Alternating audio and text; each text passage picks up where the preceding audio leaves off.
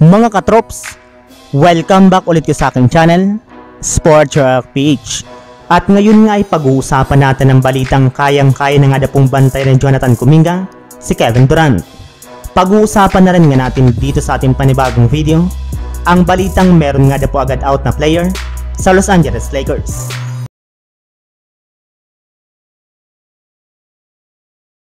Bagamat man nga po natalong Warriors sa kanilang huling game sa preseason kontra sa Spurs, ay hindi rin naman nga po ito big deal sa kanilang team, gayong napatunayan na rin naman nga po ng kanilang kupunan na epektibo at malaki ang potensyal ng kanilang bagong lineup.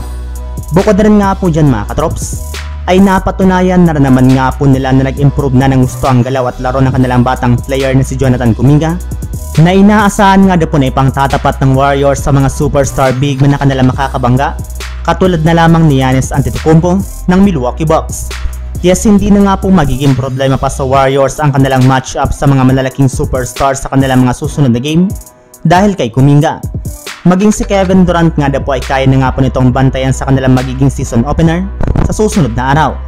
Kaya dahil nga po dyan ay mukhang papabor na nga po sa Golden State Warriors ang kanilang magiging unang game sa regular season kontra sa super team ng Phoenix Suns.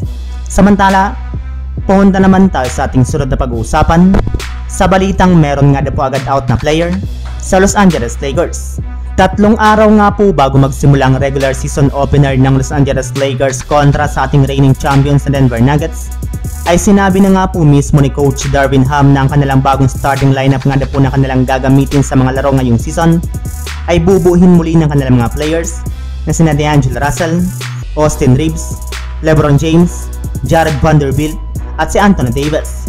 Yes, tama nga po ang inyong narinig mga katrops.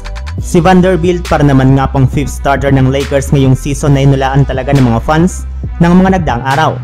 Ngunit ayon rin naman nga po sa kalalabas pa lang na balita, dahil nga po sa tinatamo nitong injury sa kanyang paa, ay mukhang hindi nga po siya makakapaglaro sa kanilang regular season opener kontra sa Nuggets, kaya wala nga pong ibang choice ngayon ng Lakers kundi ilagay at ipalit muna nga po nila sa kanya ang kanilang pinakabagong player na si Taurean Prince na siyang magsisilbing starting power forward ng kanilang kupunan.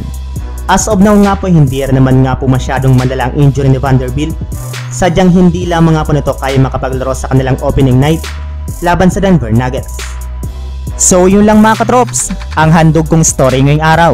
Sana nag-enjoy kayo, please like and subscribe my YouTube channel, Sports React PH, para sa iba pang story at update patungkol sa NBA. Kita-kits muli sa ating susunod na video.